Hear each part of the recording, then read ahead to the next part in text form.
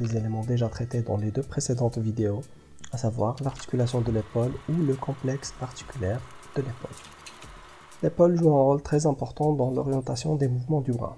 Anatomiquement, elle représente le point de liaison entre le bras et le thorax, et c'est sans doute l'articulation la plus sollicitée du corps humain, ce qui la rend très vulnérable, à cause des mouvements répétés toute la journée, des mouvements pour manger, s'habiller, se coiffer, etc., etc.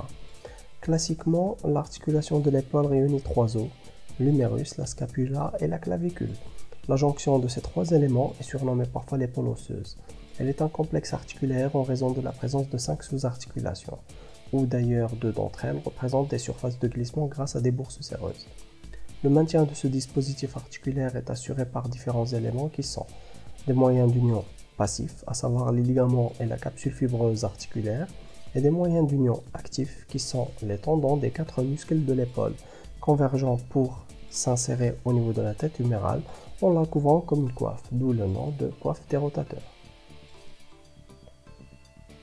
Grâce à tous ces éléments, l'épaule est une articulation à la fois solide, souple et particulièrement mobile puisqu'elle peut réaliser des mouvements de grandes amplitudes et dans tous les sens.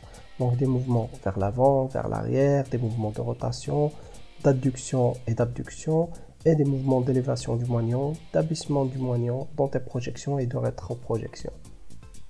Au cours de ces mouvements, la mobilisation des articulations varie en fonction de plusieurs éléments, qui sont l'âge, la souplesse, la constitution, les pathologies, le schéma corporel, l'éducation physique, l'entraînement et la musculation. Mais l'épaule aussi est une articulation très vulnérable car biomécaniquement et contrairement à la tête fémorale, la tête humérale est très grande par rapport à la cavité glénoïde. Et donc un choc ou un mouvement violent peut la faire sortir de son emplacement, provoquant ainsi une luxation de l'épaule. Les ligaments ou tendons peuvent aussi être le siège de lésions inflammatoires. Pire, les ligaments peuvent se rompre. La coiffe risque aussi de se déchirer en partie. Quant au cartilage des surfaces articulaires, ce dernier peut s'user suite à des maladies inflammatoires comme la polyarthrite rhumatoïde ou à des séquelles d'une fracture mal soignée.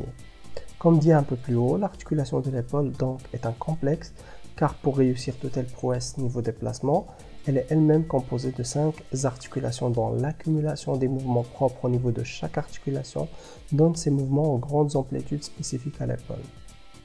Ces 5 articulations sont séparées en 2 groupes.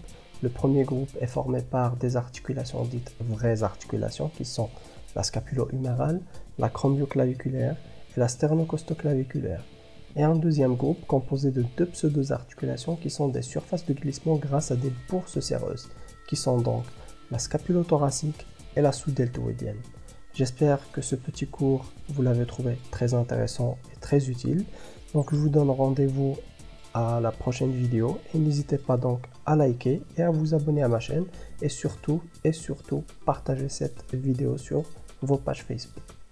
Merci, au revoir.